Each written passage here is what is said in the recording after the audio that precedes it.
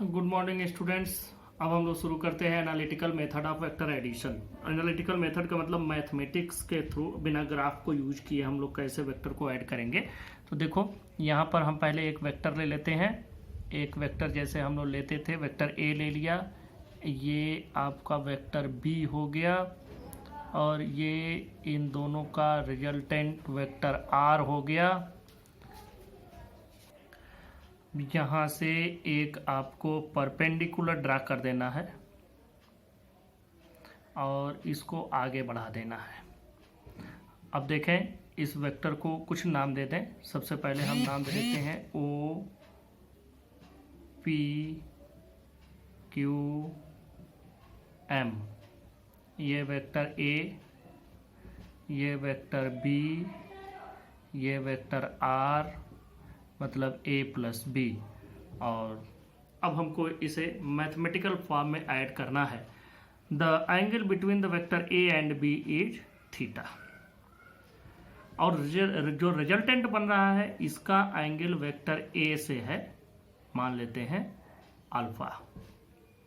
अब देखें, अगर हम लोग सिंपल जो पाइथागोरस थ्योरम हम लोगों ने पढ़ रखा है वो अगर हम लगाएं तो O Q square is equal to O Q square is equal to, यहाँ ध्यान दीजिएगा आप लोग, O M square plus M Q square, O M square plus M Q square. अब यहाँ एक बात और भी समझें, ओ एम को हम क्या लिख सकते हैं, ओ एम को लिख सकते हैं O P plus P M.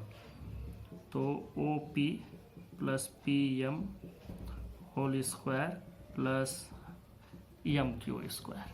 अब इस ब्रैकेट को ओपन करें, A square plus B square plus 2ab वाले फार्मूला से, तो ये वैल्यू आ जाएगी O P square plus P M square plus 2op into P M और प्लस एम क्यू स्क्वायर। आपको ऐसे ही रख देना है, वैल्यूज पुटअप करते चले। ओ पी स्क्वायर मतलब vector A, P M square हमारे पास नहीं है, 2op पी एम भी हमको नहीं है, एम क्यू स्क्वायर भी हमारे पास नहीं है।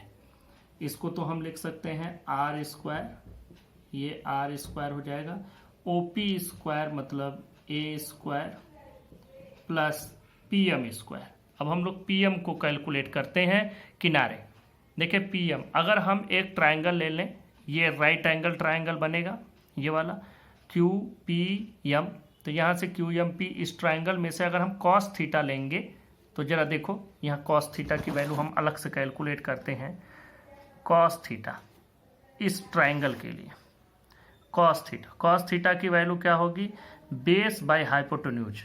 बेस है P M divided by hypotenuse है पी क्यू को हम लोग वेक्टर बी भी लिख सकते हैं, तो डायरेक्ट बी लिख दिया। अब आप लोग देखें पी एम की वैल्यू क्या हो गई, पी एम की वैल्यू हो गई बी कॉस थीटा।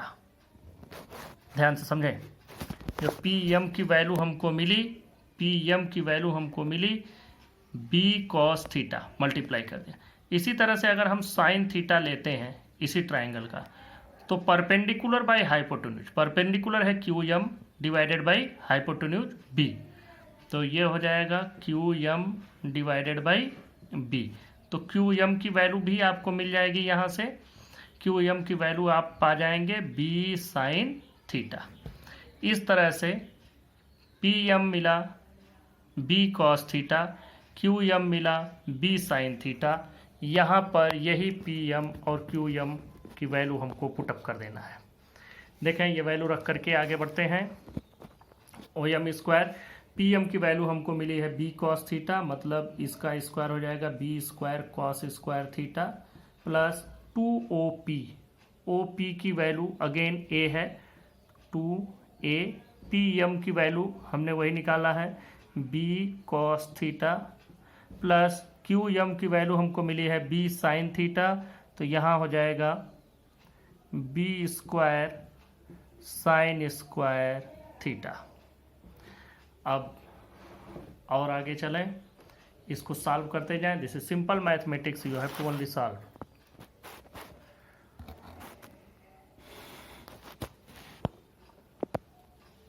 अब देखें आर स्क्वायर की वैल्यू ए स्क्वायर, ये B square cos square theta है, B square sine square theta है, तो दोनों को पास में रख लें।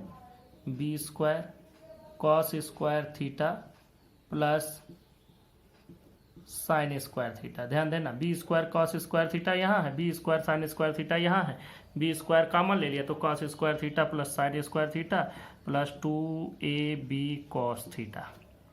अब R square is equal to हो जाएगा ए स्क्वायर प्लस ये वैल्यू 1 हो जाएगी cos square theta plus sine square theta, A square plus B square plus 2ab cos theta. A और बी के बीच का एंगल पता हो तो उनका रिजल्टेंट आप आर इस फार्मूले से कैलकुलेट कर सकते हैं। A square plus B square plus 2ab cos theta.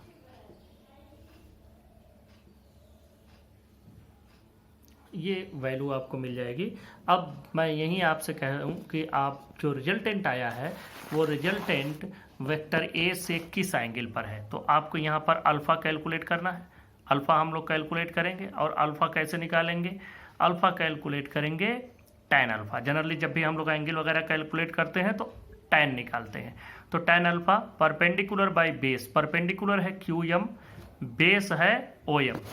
Value निकालें, tan alpha is equal to QM divided by OM। यहाँ जरा ध्यान देंगे, QM divided by OM, OM को क्या लिख सकते हैं OP प्लस PM।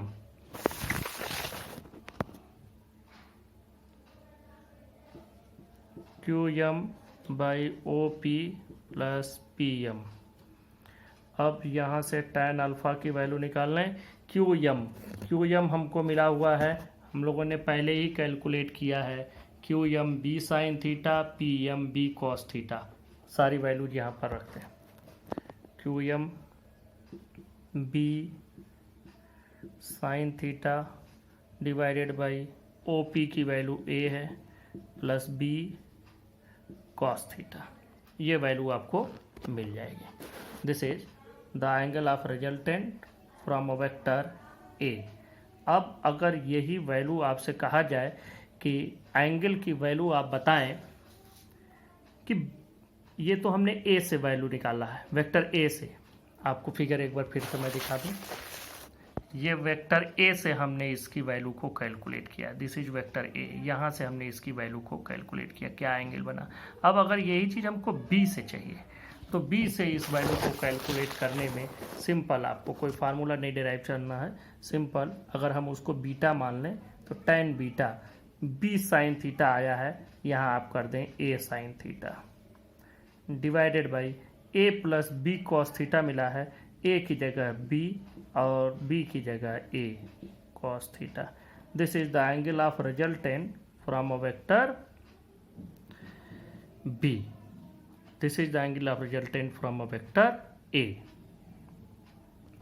अगला एक टॉपिक और इसी में समझ लें, resolution of a vector. Resolution का मतलब होता है just opposite process of vector addition. और इसमें हम लोग क्या करते हैं, एडिशन में हम लोग दो वेक्टर को मिला करके एक वेक्टर पाते हैं। यहाँ हम लोग एक वेक्टर को दो पार्ट में स्प्लिट करते हैं। देखें ये चीज कैसे हमको करना है। हमारे पास मान लीजिए एक वेक्टर दिया गया है, this is vector R and we have to split this vector in the two parts. और किस पार्ट में, यह वेक्टर ए दिया गया है और एक और वेक्टर हम लोग ले लेते हैं वेक्टर बी। इन दोनों पार्ट में हमको इसको, मतलब इन दोनों के एलॉन्ग, पार्ट नहीं कहेंगे, इन दोनों वेक्टर के एलॉन्ग हमको इस वेक्टर आर को रिजोल्यूट करना है, मतलब आर को हमको स्प्लिट करना है वेक्टर ए और बी के एलॉन्ग। ए और बी के एलॉन्ग मतलब इन दोनों के डायरेक्शन में हमको स्प्लिट करना है। ये ध्यान रखेंगे, ए और बी के ही डायरेक्शन में हमको इसको स्प्लिट करना है। अब हम लोग यह प्रोसेस इसको कैसे पूरा करेंगे, जरा इसको समझें। इसको करने का जो मेथड है, थ्योरी ऑलरेडी आपके पास है, सिर्फ आपको मेथड समझते चलना है। मेथड आप लोग समझें।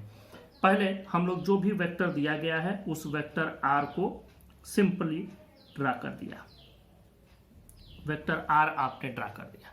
अब ये वेक्टर आर आप ड्रा करने के बाद आपको वेक्टर ए की डायरेक्शन में एक लाइन खींच देनी है। इसके स्टार्टिंग पॉइंट से ए की डायरेक्शन में एक लाइन आपको खींच देनी है।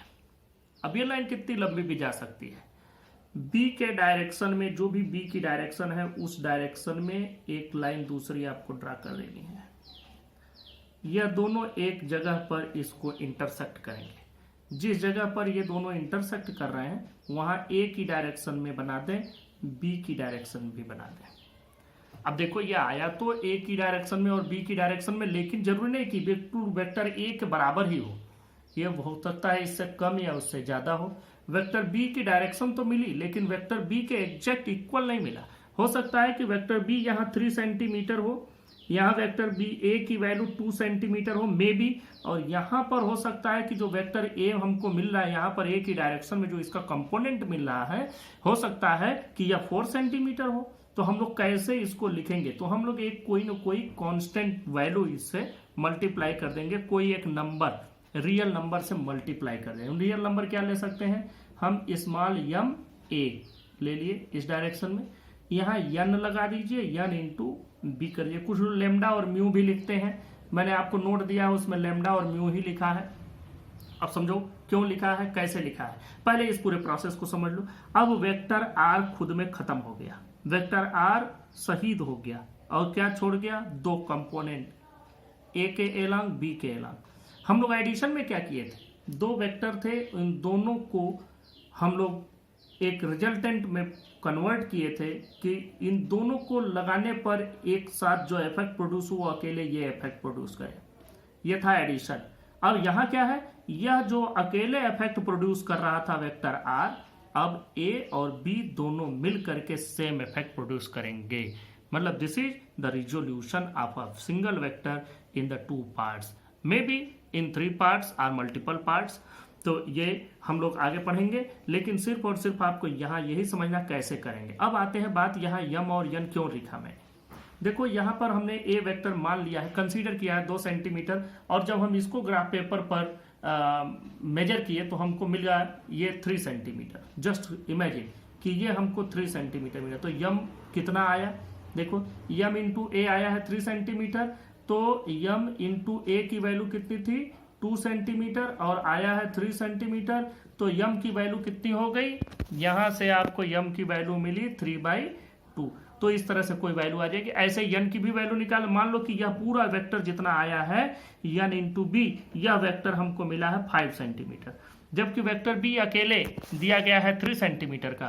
तो अब देखो यहां से यन इंटू बी की वैल्यू आई है 5 सेंटीमीटर, तो बी की वैल्यू अगर रख दोगे 3 सेंटीमीटर तो आपको मिल जाएगा ये यन की वैल्यू 5/3। तो इसीलिए हमने एक इसमें रियल नंबर से मल्टीप्लाई कर दिया, जिससे हमको ये बात समझ में आ जाए कि हाँ हमने इसकी डायरेक्शन ली है, न कि एग्जैक्ट वही वेक्टर लिया है। क्योंकि वेक्टर आर पता नहीं कितना है और उसके अकॉर्डिंग ए की डायरेक्शन में हो सकता है कि यह वेक्टर इससे भी ज्यादा लंबा चला जाता। अगर मान लो कि हम जस्ट थोड़ा सा इसको एक चीज और, हम इसी को इस तरह से ड्रा करते हैं, मान लो कि ये वेक्टर आर यहां से यहां तक होता, तब हम क्या करते, हमको तो ए इतना ही मिला है और बी हमको इस तरह से दिया गया है, यह ए और बी हमको पहले से दिया गया है और हमने आर हमको मिल गया इतना। अब हम क्या करेंगे, जब हम इसको यहां से ए की डायरेक्शन में लाइन ड्रा करेंगे तो ये तो लंबी लाइन जा रही है, ये बी की भी डायरेक्शन में लाइन लंबी जा रही है। अब देखो ये वैल्यू ए से ज्यादा आया, यहाँ ए तो इतना ही है, पता नहीं कितना है, ये 3 सेंटीमीटर 2 सेंटीमीटर जो भी, what ever may be the value of this vector.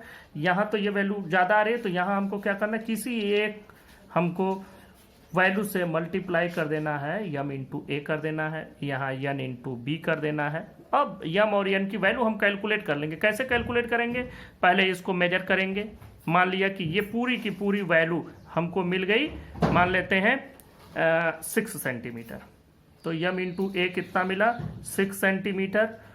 ए की वैल्यू पहले हमको कितनी दी गई है ये हमको पता होना चाहिए, मान लो कि ये 2 सेंटीमीटर था, ये फिर हम 3 सेंटीमीटर ले लेते हैं, तो यम इंटू यहाँ से 2 इक्वल टू 6 आया, तो यम की वैल्यू आ गई 6/2 मतलब 3।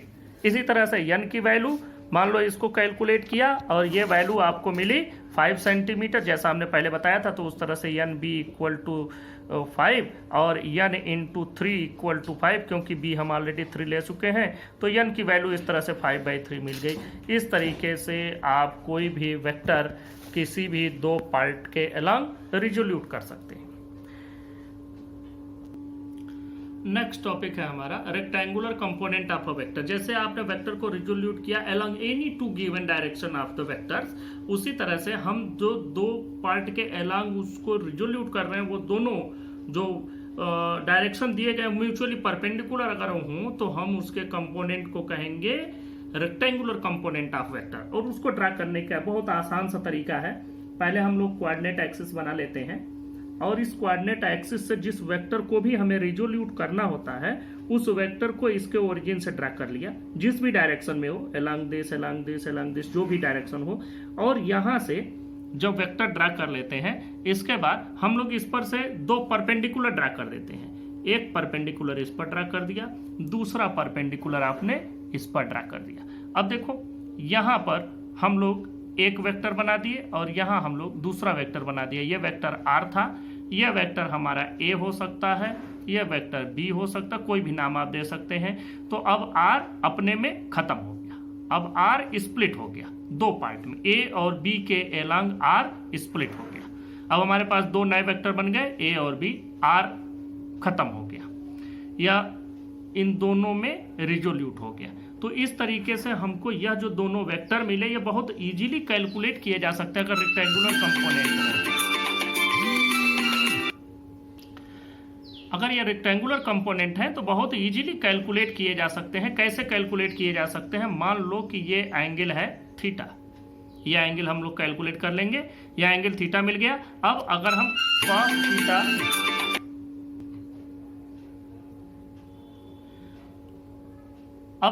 cos थीटा लेते हैं, cos थीटा, तो cos थीटा हमको क्या मिलेगा? a/r, vector a divided by r।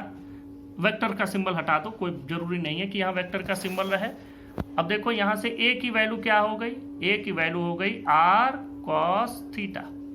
इसी तरह से अगर हम sin थीटा लेते हैं तो हमको मिल जाएगा b/r, तो b की वैल्यू हमको मिल गई कितना? b की वैल्यू यहाँ से पा जाएंगे r sin थीटा। इस तरह से दो रेक्टेंगुलर कंपोनेंट इजीली मिल जाएंगे आपको, जबकि r cos थीटा और r sin थीटा से हम उनको बना लेंगे। अब मान लो कि इसको अगर हम इक्वेशन 1 और इसको इक्वेशन 2 कह दें और इन दोनों इक्वेशंस को हम स्क्वायर करके ऐड कर देते हैं तो हमको मिल जाएगा, जरा ध्यान देना, a square plus b square. इसका स्क्वायर किया तो r square cos square theta plus r square sine square theta. अब देखो यहां से a square plus b square is equal to r square, अगर कॉमन ले लो तो cos square theta plus sine square theta 1 हो जाएंगे। तो यहां से r की वैल्यू मिल गई आपको root a square plus b square. तो इस तरह से हम रेक्टेंगुलर कंपोनेंट भी समझ लिए कि किन्हीं दो वेक्टर का जो रेक्टेंगुलर कंपोनेंट आता है वो हम लोग कैसे कैलकुलेट करते हैं।